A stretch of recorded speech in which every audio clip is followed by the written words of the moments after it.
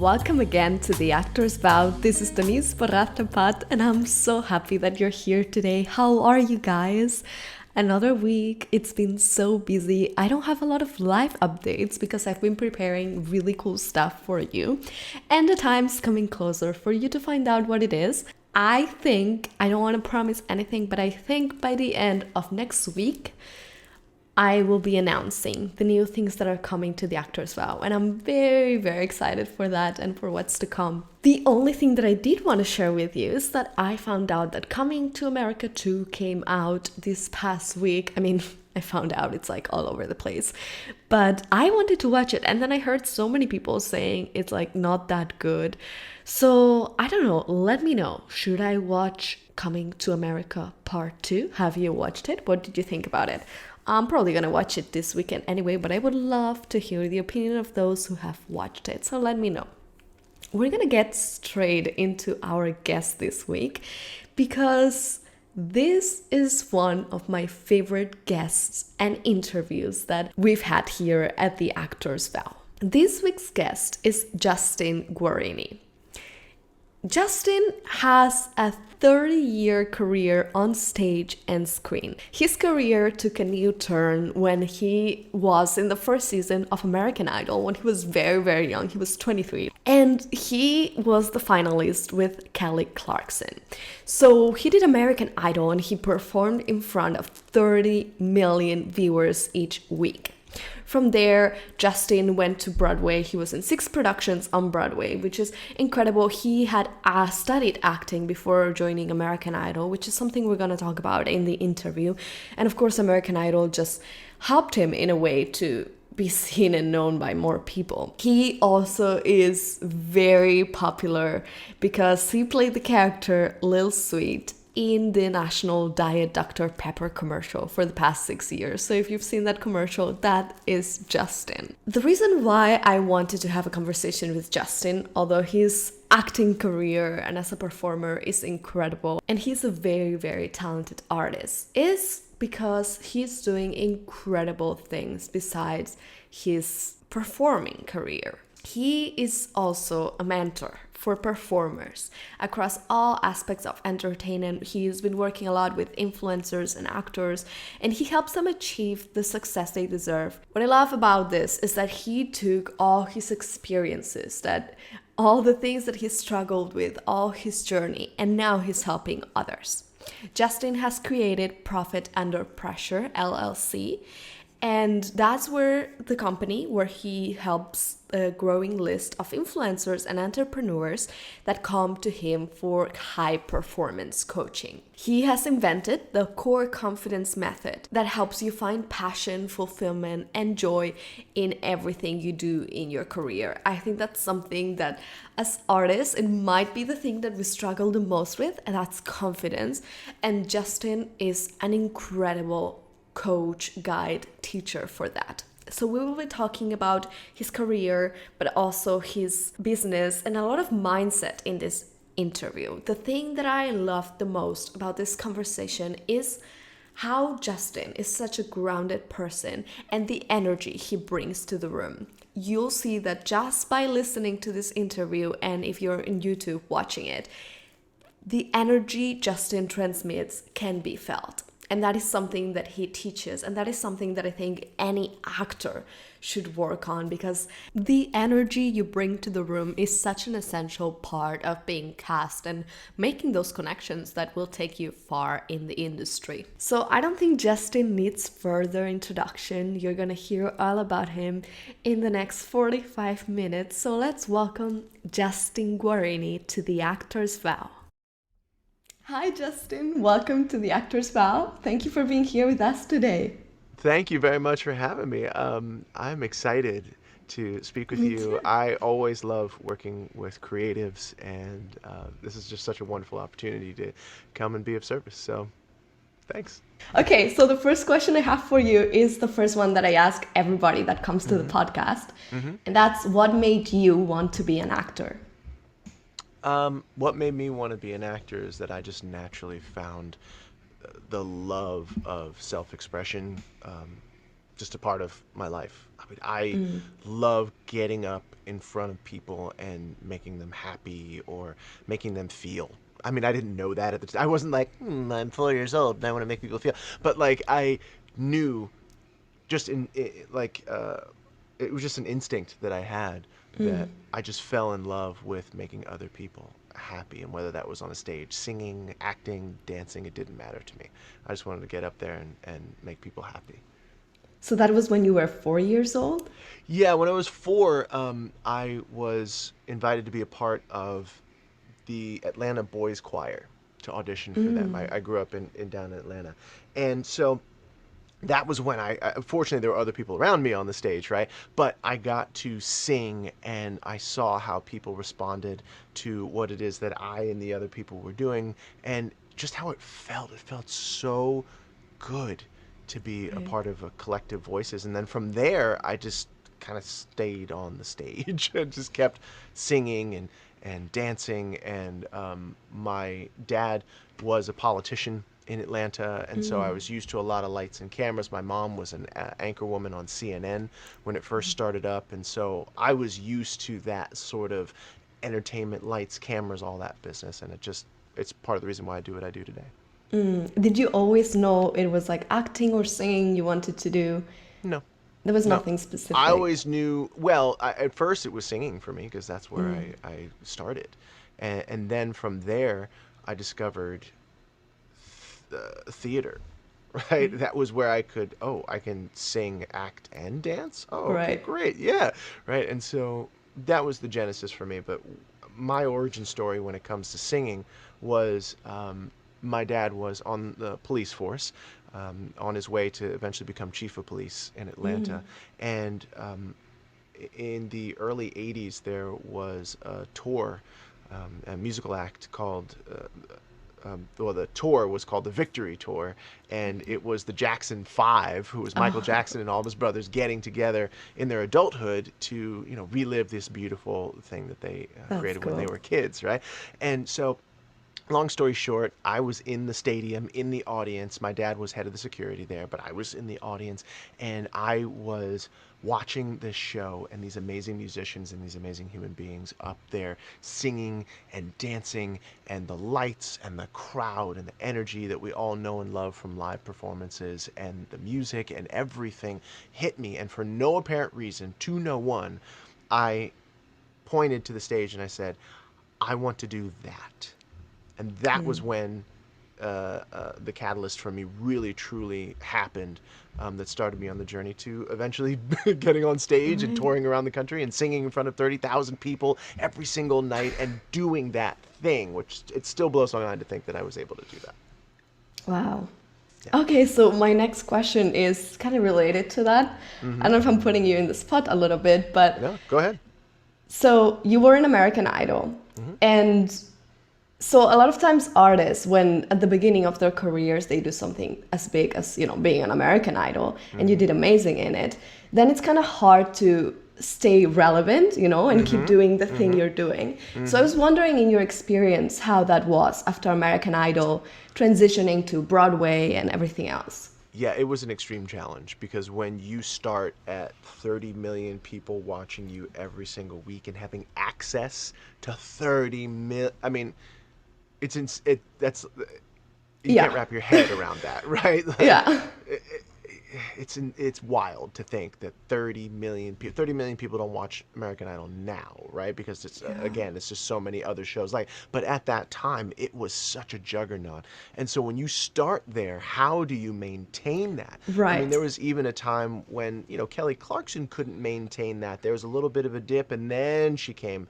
She went back. So when you think, okay, back then in 2002, social media wasn't what it wasn't It anything, wasn't a thing like right? now. Yeah, Yeah. it was just media. There wasn't actually social media, or very little social media. I think LinkedIn might have existed. Facebook was just in the, MySpace. yeah. Oh, MySpace did. What, in 2002? MySpace didn't even exist. It was like uh, MSN. It was like message boards, right? Oh, And yes, so yes.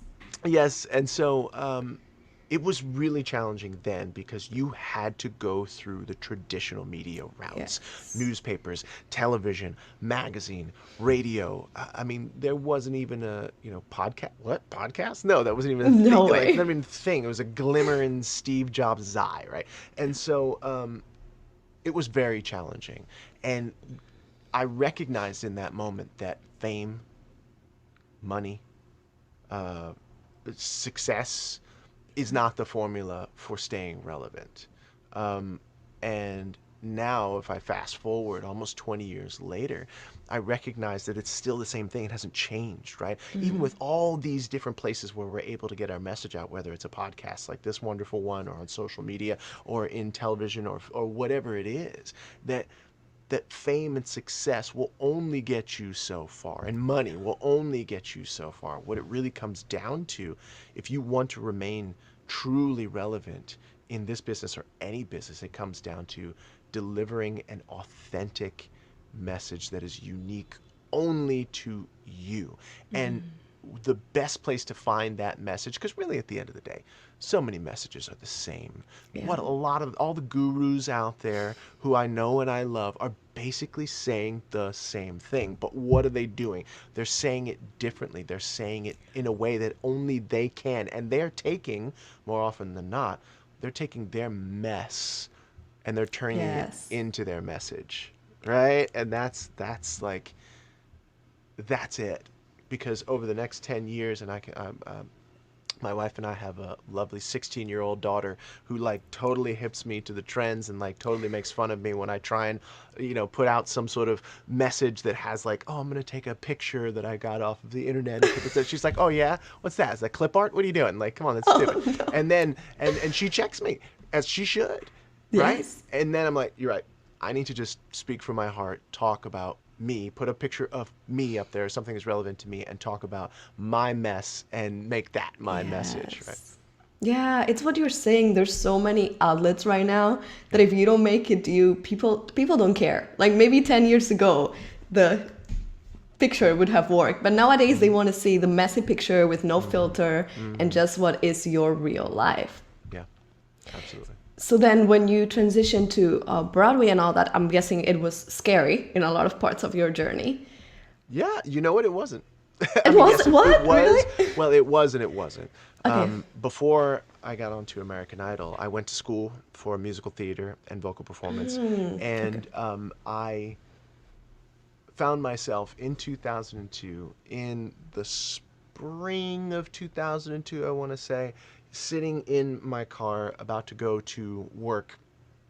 I worked at a DJ company where we did like weddings and bar and bat mitzvahs and all this other stuff. And I literally, my job was to entertain 13-year-old boys and girls, and like keep them excited at their bar and bat mitzvahs. And like it was the greatest job That's I've ever fun. had, right? Ever had, and was a total proving ground for American Idol and so many things that I do, because you will never find a tougher audience than 13-year-old children, especially 13-year-old children who have money, right? Yep. So whose parents have money anyway. So I found myself sitting in my car in a parking lot, just waiting to go. So I was burning some time before I went into work, and I got this phone call, and it was the casting director for The Lion King on Broadway. Now, backstory: for years, like 4, 5 years, I had been auditioning for The Lion King on Broadway. That was my track to go to Broadway, right? I went to Right. school for it. It was something that I didn't hide, all that. Like theater was my thing, and then all of a sudden American Idol comes. And so a week before I got that phone call, I had been told by Simon, Paula, and Randy on the first season of American Idol that I was going to Hollywood. And I was like, okay, because nobody knew what that was. Nobody knew what that was. I was Right. like, okay, free trip to LA. Yeah. Like that's all I knew, Right. right? Right. Nobody knew what it was going to be. And so I get this phone call from the casting director, and they're like, "We have the role for you.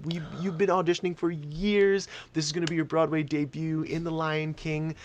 I mean, like, and Lion King's one of the greatest shows ever. It Yeah. will it will be running long after you and I are dead and gone, right? Yeah. And so here I came to this, like, the proverbial fork in the road, where I was like, okay, I have this guaranteed thing that I've been wanting for my entire life, Broadway, in a show that will never close, that I could spend my Yes. life in if I wanted to, as many people have done, right? or I have this other thing that is like, um, I don't know if it's gonna work. I don't even know what it is. Yeah. It's a free trip to California, and that's all I know, right? And so I said to them, the casting directors, I was like, "There's this thing. I gotta go out to LA. Can I call you in a week?" And they're like, "Yes."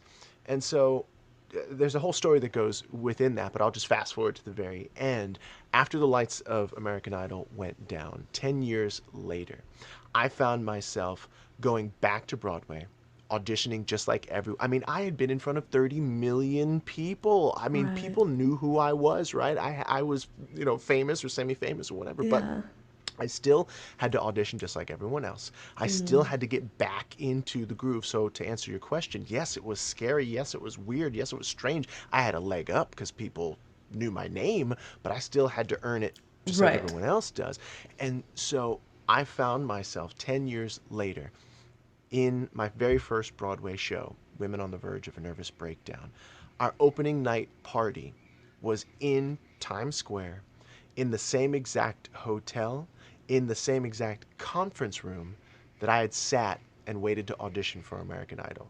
And so I had this like Wow. 360 It's a moment. full circle. Yeah. Yeah. And yes, so I had always wanted to be on Broadway and had been training to be on Broadway. And then all of a sudden, American Idol comes along and gives me so much experience, so much of a leg up. I mean, so much of that fame and that fortune and all those things. But at the end of the day, I came right back to what it was, which is my passion, which was theater. Wow, I love that story. It just comes to show, many times I hear actors say, well, if I'm on TV, then I can go to Broadway and it's going to be so easy. If I'm famous on TV, and it's not like that. Or if I'm famous on TV, then I'm going to get all the roles. I don't have to audition anymore. And I just don't think the life of an artist it's ever like that. There's No, always that journey. There's never like you're famous enough for it to be easy. of course. There's stages, right? There's like times that everything's going well and times like where you're not getting anything. Mm-hmm. And it's Yeah, it's important to be able to like value yourself through all that and know who you are, right? Yeah, 100%. Yeah, Yeah. and I think you hit it right on the head. It's that valuing yourself. There's something that I teach called core confidence, and in that method, what I define confidence is recognizing your self-worth, recognizing your own value, recognizing those things about you that are uniquely yours. The message, whether that's via singing, acting, dancing, selling a product, selling Yeah. whatever that message is your message that only you can deliver. And when I will help influencers and entrepreneurs, that is something that I'll talk to them about. But my favorite, and don't tell the influencers and entrepreneurs, my favorite is to work with actors and singers and dancers and entertainers, because the whole reason why I started my business the way I started it, um, aside from the entertainment that I do, is because we as actors and singers and dancers are taught from the very beginning that we're expendable, Yes. that we are begging for a job, that we need to impress, that we need to do all these things, right? And to be like this or be like that and be like the people we see. And my intention is to take that power back from that nameless, faceless they that tells us that we are not enough, or makes us feel that like we are not enough or we have to be something other than we are. And Yeah. so you hit it right on the head when you say there are seasons. Even the most Yeah. famous, well-regarded actors have seasons where they're working and they're not working, where they are popular or they're not popular, whether they're on the cover of magazines or they're not on the cover of magazines, right? And so if you take that and you bring it down to, quote unquote, down to our level, right? It's just like, Yeah. okay, there's a season for everything, but the one constant throughout that is recognizing your own self-worth and actively participating in the thoughts, the actions, and the words that helped promote your your self-worth and your self-value every day. No one's going to be perfect about Yes. it, but like you understand what I'm saying. Yeah, absolutely. And I think it's an industry that, not even the people in the industry, but yourself, it's hard to put a value. I've been told, for example, doctors, you get a degree, you get a master's, you're a doctor. That's something that's rationally you can quantify. Right. This is what I am and how valuable I am to society. But as an actor, especially if you're starting out, if someone's listening and they're in college or they just got out, maybe they've been trying 5 years and nothing has happened, it's like, well, what's my value? But your value is not quantified by the job you do. It's who you are, right? You don't have to prove anything to anybody. Yes, one of the greatest things. I love it. You're inspiring me because you're reminding me of things that people taught me. Um, uh, one of one of my closest friends a long time ago, before I went into a really big audition, said to me, "You have nothing to prove and everything to show." And Yes. what if we could live that thought and that idea as best we can as human beings, right? Yeah. What if we could live that thought and that idea in not just the audition sense, but when we look at ourselves in the mirror? I mean, I'm someone who, like, I work out, I take good care of myself. I've never had the challenge of being quote unquote overweight. But when I look in the mirror, there's so many times that I'm like, oh, I wish I was that. I wish I was this. I wish I had, I We all wish my have stomach. that. Right, exactly. Yeah. But what would happen if instead we say, well, I don't have anything to prove, I have everything to show? And what kind of thoughts say, well, I don't have to prove anything to myself or to Yeah. anyone else. So what do I want? Oh, I want some abs, some flatter abs. Okay, well, Let's I can go get just it. let's go get them. Let's just make some time in our morning routine to just do 5 sit-ups a day. You would be Yeah. shocked what would happen to you if you just did 5 sit-ups a Yes. day over 3 months, right? 6 months, if you want to take it, you want to play the long game on that. So Right. what would happen if we said, I have nothing to prove and everything to show in our spiritual connection? Now, whether that's God, Allah, Yahweh, Buddha, Spirit, Universe, Muhammad, whatever that is for you, the great nothing, what would happen if we had nothing to prove there and everything to just show? Yeah. What would happen in our relationships if we had nothing to prove to our significant other and everything to show? And we didn't feel that they had something to prove to us, because I will put Yes. my wife in that boat all the time. And my kid, gotta prove this, gotta prove, right? Like, I'll do that. Expectations. Yes. Right. Yeah.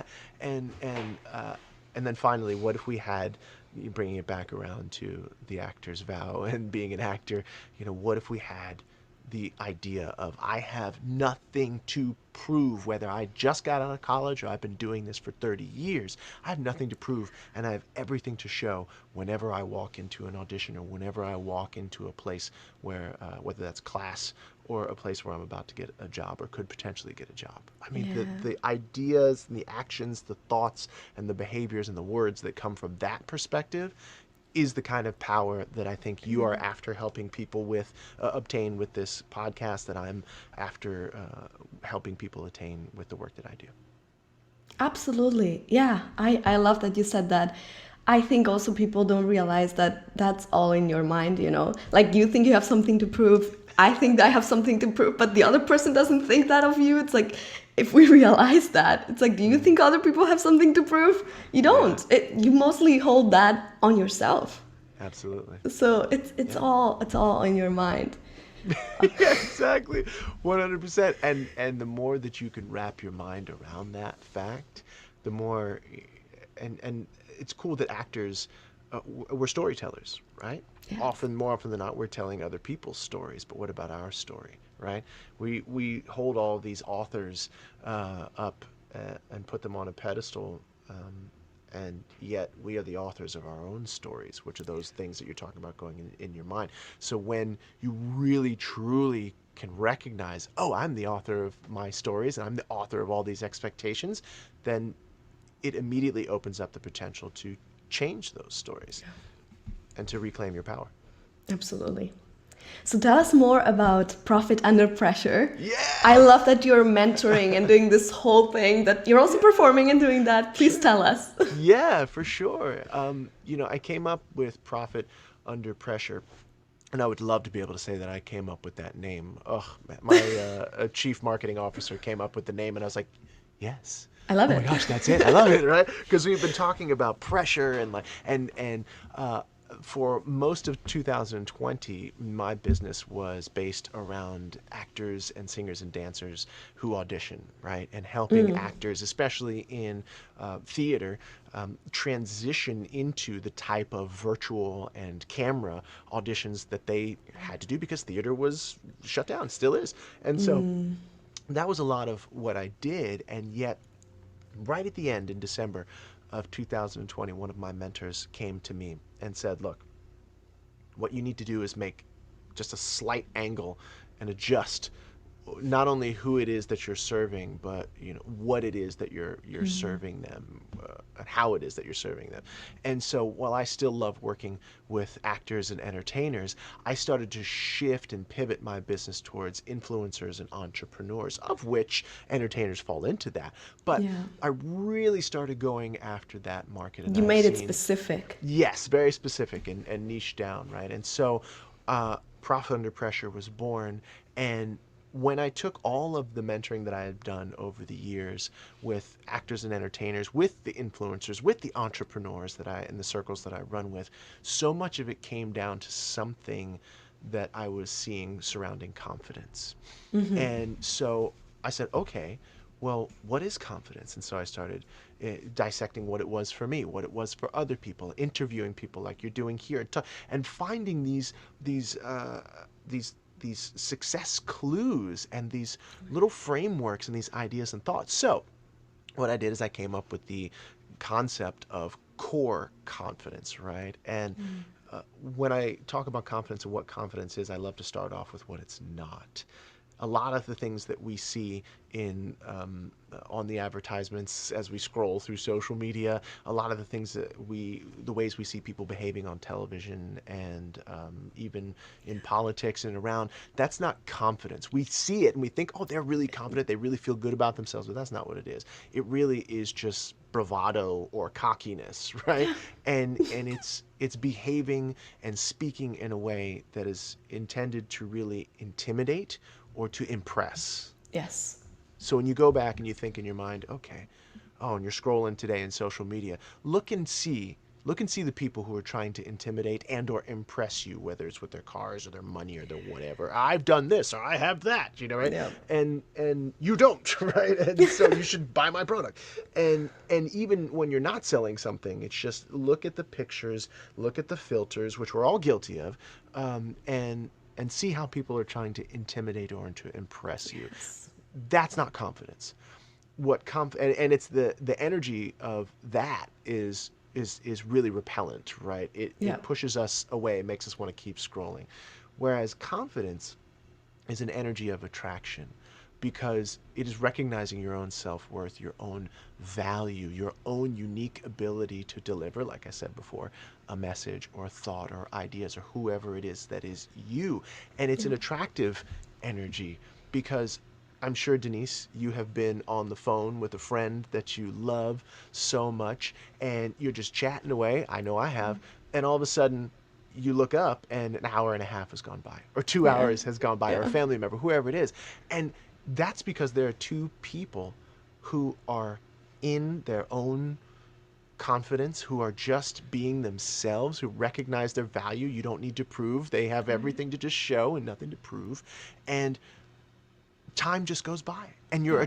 you want to keep talking, right? It's that attractive energy. So when I talk about core confidence, then it's what are the foundational principles that create confidence. And my framework that I put around it is four key skills that you develop over four key areas of your life. And the Okay. key skills are clarity, commitment, creativity, and certainty. And when you take that clarity, commitment, creativity, and certainty and you apply it to your body, you apply it to your relationships, whether it's with a significant other, your children, your family, when you apply it to your spiritual connection, whatever that means to you, and when you apply it to your business, whether that's your something that you're selling, your podcast, your Yeah. cash flow, the making money, keeping money, whatever that means to you, when you can apply core confidence to those four key areas of your life, you create a foundation of attraction. You create a foundation that you can build the body of your dreams on, the spiritual connection of your dreams on, the relationships of your dreams on, and the business of your dreams on. And it's something that it will hold up Yes. under the Yeah. pressure of life.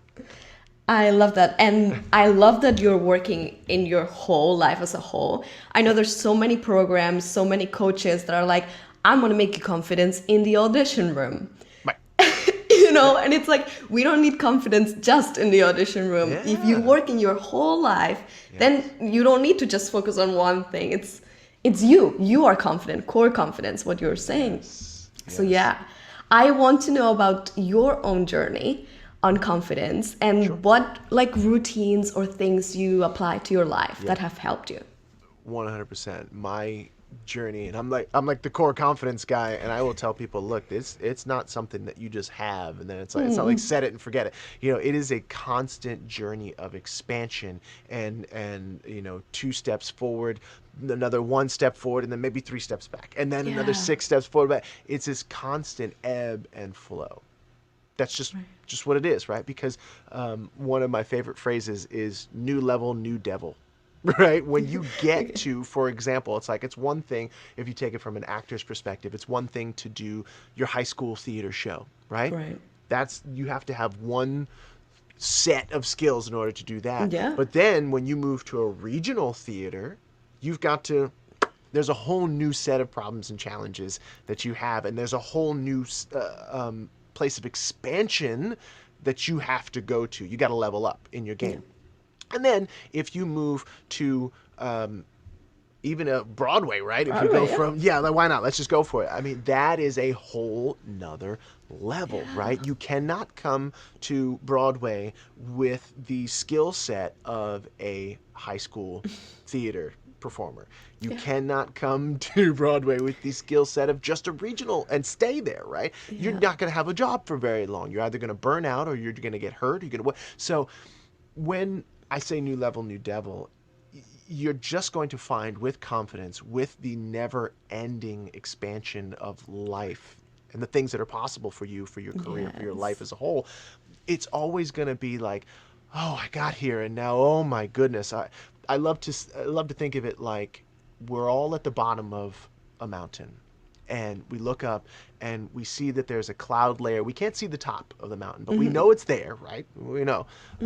And we every day we just start climbing, climb, climb, climb, climb, climb, climb, climb, and eventually, whether it's in our career, whether it's in our body, whether it's in our relationships, our spiritual connections, we get above the cloud layer. We've done the work to get ourselves to a certain point, and then we see, oh my goodness, there's a whole bunch of mountains. There's a whole bunch of other possibilities that we could not see from the perspective of being way down on the ground. Does this make sense? It Yeah. never ends. Yes. Right? And it Yes. never ends. And so once we get to the quote unquote top of that mountain or top of that hill, whatever it is, we see now the possibilities that we couldn't see before. And we say, oh man, there's another one. I gotta go Yeah. climb that one. I gotta go climb that one now. And again, it feels like we're starting over, but we're never starting over because we are carrying with us in our backpack all of Yeah. the experience and the wisdom that we've gained from making that first climb or that second climb or that third climb. So my journey has been one of the greatest things that I've experienced on my journey, and things that my mentor has told me is that let go of the idea of a finish line. And it is difficult. I struggle with it every single day and have to remind myself every single day there is no finish line. And when you can really truly recognize that life, the possibility of life is a never ending game of expansion, it's like, okay, there's no finish line for me to go to. I'm either going to just keep going and keep moving forward, keep expanding. Then if I need to rest, I'm going to rest. And maybe if I need to roll down the hill a little bit, I'm going to roll down the hill a little bit, but I'm going to get back up and I'm going to Yeah. keep going and I'm going to keep going and I'm going to keep going. Then we lose the false concept of, oh, I'm going to be happy when. Yes. Right. Yes. Oh, I'm gonna feel fulfilled when I get a Tony. Oh, I'm gonna be happy when I'm making this amount of money. Oh, I'm gonna be happy when I find this person or that person to love me. Oh, I'm gonna be Yeah. happy when I have this body or that. And because you get there and you It's not gonna recognize that happen. you're never, yeah. And so if you can let go of that, if you Yeah. can let go of that, then you'll have a journey kind of like mine, where it's like, okay, every single day, you talk about in your question, you said, what's your routine? Every single day I get up at 5 o'clock in the morning and I go through a series of routines that help me to focus on my body, right? Take care of my body. Working out, what I put in my body. I go through another routine that helps me take care of my spiritual connection. I'll meditate and I'll journal. And then I do another routine that helps me to stay connected to the people I love in my life. I'll very simply send two different texts, tell two different people. It might be my wife one day, my daughter one day, might be a really good friend the other day, might be my mom, might be somebody, but I tell them that I love them and I connect with them there. And then I go through another routine in terms of my business where I discover something about business, right? And business is a wide open topic, right? Whatever that means to you. Yeah. I discover something new. I'll read a book or I'll look at maybe even a spiritual passage in the Bible and I'll say, how does that wisdom relate to my business, right? Yeah. And then I will tell somebody about it. Right? So, because Okay. one of the best ways to learn is to teach, Sharing, yeah. right? And to Of share it. course. And so that's my routine. That's what I do. You don't need to get up at 5 o'clock in the morning. I just do it because my wife and I have three children and three dogs who will take my life away from me if I don't. You If have I don't to. get up early, I have to get up early because that's the only time I have to myself. But yeah, and that's it. And it's a daily journey of expansion. And if you really truly want something, whether it's a Tony or an Oscar or whatever, something material or money, or you just want to be working, or you want to create the lifestyle or life of your dreams, then it is a daily process of not trying to get it all at once, but step, step, step, step. And over time, because if anything we know as actors, this is a long game, Yep. right? Whether you get success at the beginning or success 20, it's a long game. This is a long play. And those of us who can recognize that it is a step by step by step every single day trudging up the mountain. Yeah. That's Yeah, it. and I can see how this can look stressful to some people, Sure. but I think it's exciting, you know? And I Yeah. think that's how you must see it. Like, there's no finish line. That means endless possibilities. And yes, Absolutely. it could be bad, but it also could be great. And it really depends on you. Yeah. It really does. The moment you realize that, you know, we wish for a lot of things, but a lot of Mm-hmm. times we don't do the steps to get to Mm-hmm. those things. What you were saying, if you Yes. wake up and you just do, you know, workout 5 minutes every day Mm-hmm. and stop complaining and actually do it. Yeah. And it's in your power. You have the capacity to do it. And that's easy. Yes, Five yes. minutes. There's a great app called the Everybody has 7 Minute time Workout. for that. Yeah. 7 Minute Workout. Full body workout. I mean, what? 7 minutes. Can you devote 7 minutes? And we talk about that clarity and the commitment and the creativity and the certainty. The commitment. Yeah. We know as actors, we know what commitment is. Right? Yes. We get committed to learning the lines. We get committed to learning the steps. We get committed to learning the notes. We get committed to going and just like putting ourselves up on the cross every single time we walk into the audition room, right? Like we are committed. We know Yeah. what commitment is, and yet all of us in any walk of life struggle with just making those simple commitments to Yeah. ourselves. That, Yeah. and consistently making the commitments, like Yes. to work with your body, right? Like that's it. That's a consistency of Yeah. commitment, right? That Because makes you the can do it difference. one day, but are you going to Yeah. wake up every day at Yeah. 5 and do that? Yes. That's And the tough part. the cool thing is that with the framework that I have around core confidence, when it comes to getting clarity, when it comes to making that commitment, when it comes to opening up your creativity, that waterfall leads to that final C called certainty. And there's something to be said about certainty when it comes to the trust that we have in ourselves, right? Yes.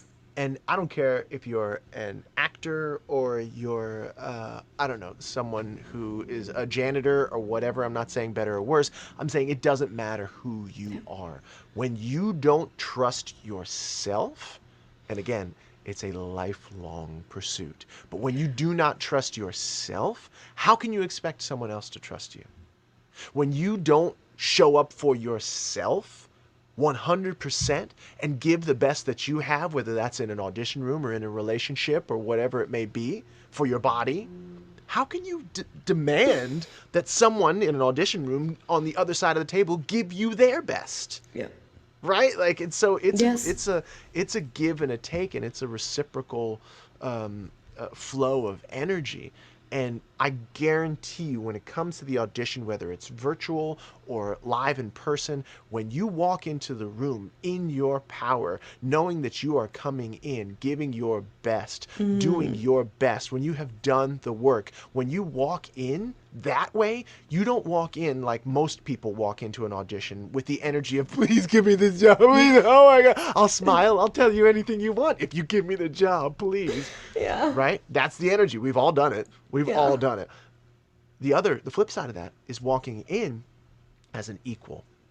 What would Yes. that feel like? What does that feel like when you walk in to an audition room as an equal, and your energy says, hello, I'm a creative. Yes. You're a creative. And I love this project. I think it's really great. Here's my take on it. Would you like to be a part of what it is that I'm doing? Yeah. Yes? Great. No? Great. Thank you so very much for your time and the ability to come in and have one more opportunity to shine and to learn something, right? Like all of those thoughts Yes. right there. And so that's what I love to Yeah, teach a about. lot of actors, we operate from that scarcity. You know, we need the job, Mm-hmm. we need the Mm-hmm. money, we need Mm-hmm. whatever Yeah. it is. It's Yeah. funny, I was interviewing a casting director for the Actors Vow the other day, Uh-huh. Uh-huh. and I said, "What's the one thing you would like actors to know?" And she said that they can read our energy when we enter the room. Exactly what you said. That's like the main thing for a casting director. Like as soon as Yeah. you come in, they know the energy, and if it's Yeah. off, it's weird, it's awkward. It's a shame. It's a waste. Why are you Yes, there? I yes, mean, I love how we try and fool people whose job it is to not be fooled. yes. Right? That's so Like, true. it's their job to see through the BS and find Yes. the one. And look, I'm sure you talked about the casting director about this, but like casting directors, you want to talk about pressure. They're under a significant amount of pressure, not just to find one role, but multiple roles for the project that you're walking into the room for. But guess what? They got 20 other projects where Yes. 20 other people with money are breathing down their necks saying, please find the people that I need in order to make this project so I can make my money back and I can I can Yeah. appease my Yeah. my people who have given me, right? So casting directors, every single time that you walk into the room, and casting directors have told me this directly. Every single time an actor walks in the room, they are hoping and praying that you are the one. Yes. That you're. Yeah. That's it. Absolutely. You're the one. Because guess what? Their job's done. If you're the one, if you just come in and show out, like they're like, great, awesome. Check. I can move on to my next project. Yeah. Check. I don't have to worry about that. So, in a book that I wrote called Audition Secrets, one of the chapters is the casting team is on your side.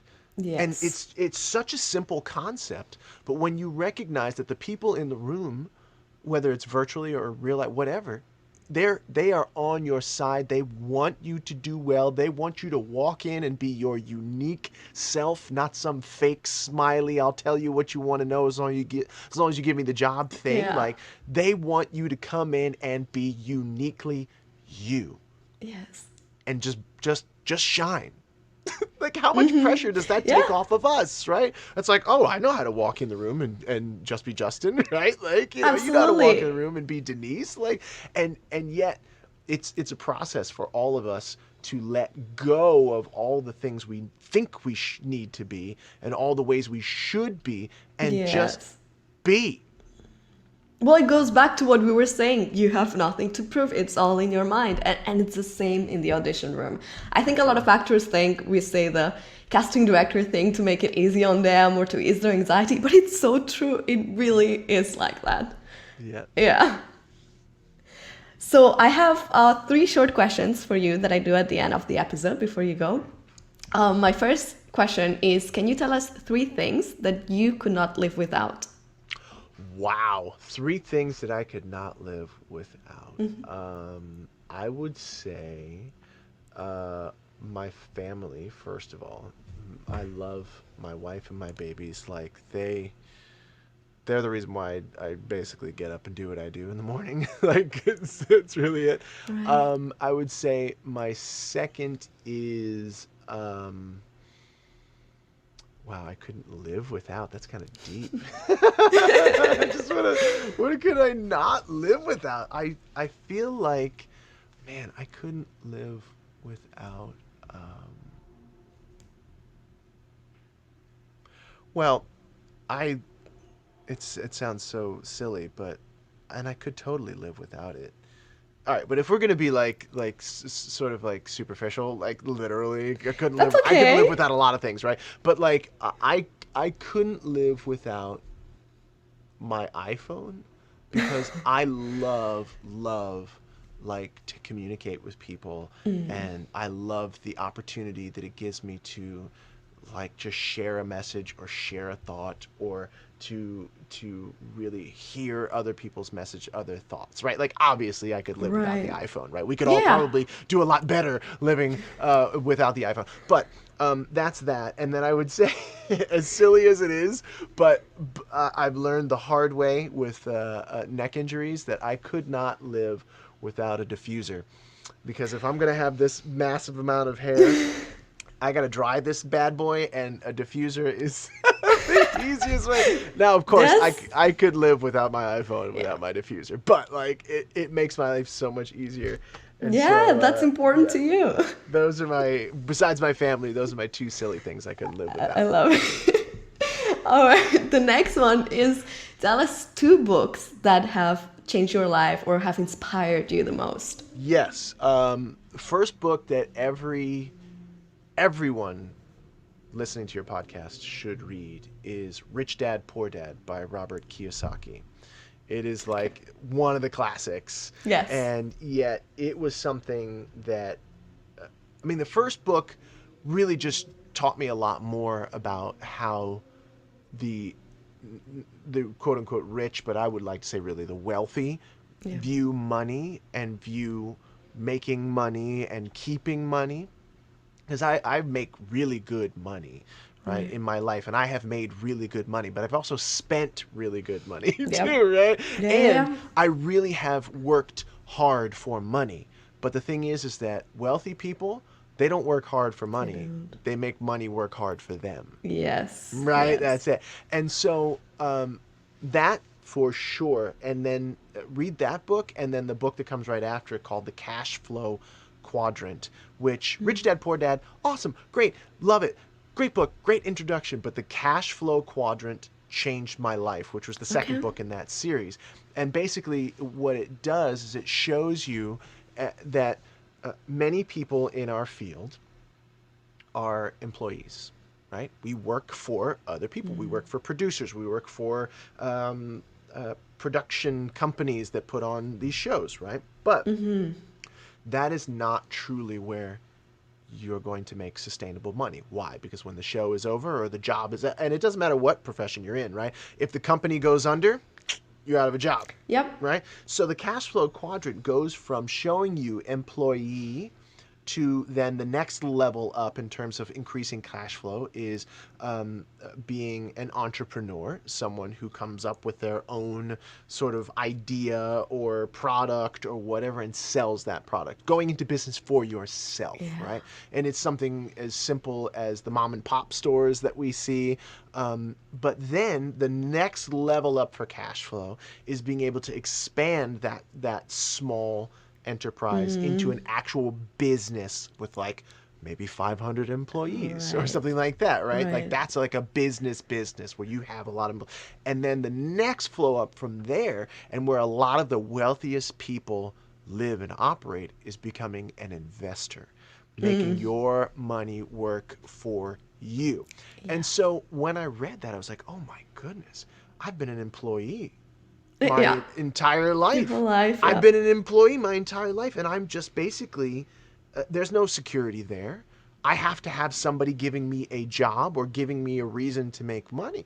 And so I then went into the entrepreneur space, and I really just studied so much about creating my own business, creating my own sort of cash flow. And out of that came a lot of the audition secrets work that I did. Out of that has come profit under pressure and core Right. confidence. And so I'm making my way, making my way Right. to the cash flow. Right. But it's so important. And you don't need to be like a multi-bajillionaire, or like starting your own business is not this complicated thing. It's actually very simple. It's Yeah. not easy, or else anybody would do it, right? But it Yeah. is very, very simple to do. And especially now, when so many of us are so challenged when it comes to cash flow, considering our business, if you're in theater, it doesn't exist, Yeah. right?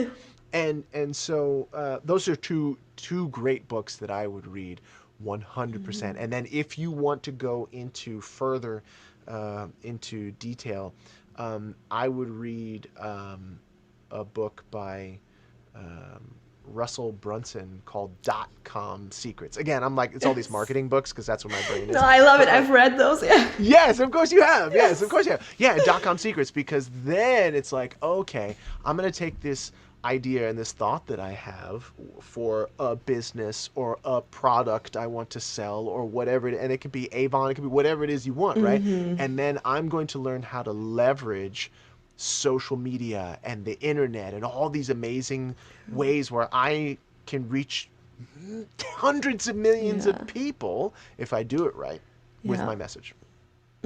I love that. I love that you brought these like business books. I think that's such Yeah. an important thing for artists. What you were saying, we are always on the mercy of others. And we're Yes. artists, we're creatives. Like there's always something a business, something you can start. Yeah. So I love it. That's so exciting. Yeah. My last question for you is tell us one thing you would say to your younger self if you Mm. could. Wow. Um, One thing I would say to my younger self is just simply what we've been saying all along. I would really find a whole bunch of different examples and just say you have nothing to prove Mm, and everything to show.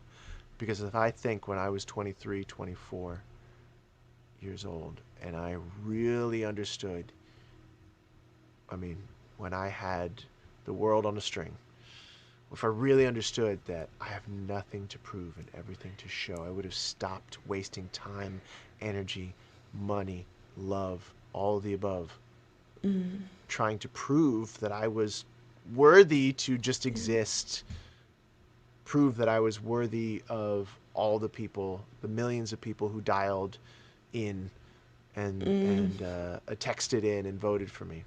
right. Prove to myself that I didn't have to prove to anyone that I was talented, that I didn't have to prove to anyone that I was worthy to just be loved. I love that. Thank you for sharing that. Yeah, of course. So, where can listeners find you and everything you're doing in your business? Absolutely, absolutely. Very simply, all you have to do is go to justin.club and drop me an email there, and I would love to connect with you. You can find out everything that I'm doing from there. So, really, it's super simple justin.club, and that's where you can connect with Are me. you also on social media? Of course, I'm on social media. Okay. Yeah, you can find me pretty much at Justin Guarini on everything from Twitter to Awesome. Facebook to Instagram. Yeah, and if you don't know how to spell Justin Guarini, just Google the guy from American Idol with the hair, and I should pop up at some point. Amazing. Well, thank you for sharing this Pleasure. wisdom with us today. Thank Pleasure, you so yes. much. It's my pleasure. Thank you very much for having me on, and continued Of success in all course. you do. Hello, everybody. It's me again. I hope you enjoyed this interview. I was editing again, and every time I hear this interview, I just get inspired to do something. All I'm going to tell you is really listen, not just hear it, but listen to what Justin and I were talking about. So many times I get questions from you guys asking, what's the most important thing to do to be an actor? Where do I start? And such a big part of being an actor, not just being an actor, but of course being a successful artist and a successful person, is mindset. You can study all the acting technique that you want. You can go to acting school for many years, but if your mindset is not there, if you don't have that confidence in yourself, if you don't believe in yourself, it's going to be very hard for you. Even if you do one thing that's like very successful, same way that we were talking about it with Justin, this is a tough business. This is a tough career that you chose to be in. And it takes a very tough mindset and someone who really knows who they are in order to be able to survive and in order to be able to manage it in a healthy way. I also want to make sure to say it again that you should read the books Justin said. I think as an artist, it will be life-changing for you. Another question that you guys always ask me is, what is a good side job for actors? And this that I might say, a lot of people might not agree with me and it might be a little bit tough to hear, but I hate that question and I hate the fact that you are talking about a side job. And when actors talk about side jobs, we're talking about being a waitress or, doing Uber, whatever that is. And don't get me wrong, I have nothing against those jobs. I'm not saying one thing is superior to the other, but exactly like we were saying with Justin, that is just gonna keep you in the loop of working for someone else and always being struggling for money. You are an artist, and as an artist, there is so much that you can do, and you're in such advantage in the sense of creating, because that's what you do. That's what you were born to do, whether it's acting or whether it's doing something else. The same skills that you have to make up a character, the same skills that you have to get on stage and be vulnerable and communicate with the audience, those skills are so valuable in the business world. And if you can take those skills and learn the basics of finances and business, I am 100% sure, I can guarantee you can create something that's going to be life-changing for you, for your family, for your future, and it will give you the freedom to be able to dedicate that valuable time to your craft. And now, before we end the episode of this week, let's bring the play of the week. This week's play is The Tragical History of the Life and Death of Dr. Faustus by Christopher Marlowe. Now, the reason why I'm bringing this play is not just for this play in itself. I think this is a classic any actor should read, but also I want to talk about the author. Christopher Marlowe, he's a contemporary of Shakespeare times and often thought to be, by some scholars, even better than Shakespeare. That is, of course, debatable. I don't believe that, but this is to show, if you don't know Christopher Marlowe, that the quality of the writing is supreme.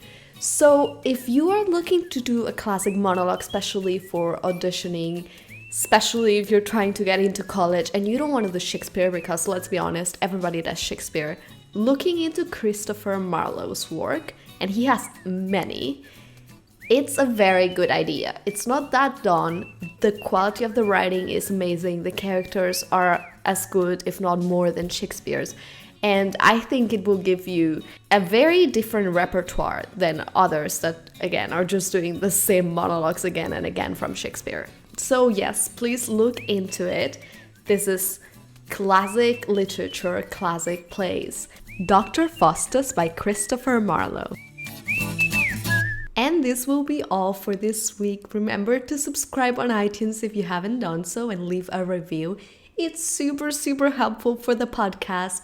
If this podcast has ever helped you, something about it has inspired you, or you found some value in it, I ask you please to leave a review on iTunes and subscribe. Also, don't forget to follow The Actors Vow on social media, Instagram, YouTube, Twitter, Facebook, and TikTok. There's a lot of content being put on TikTok, and you don't want to miss it.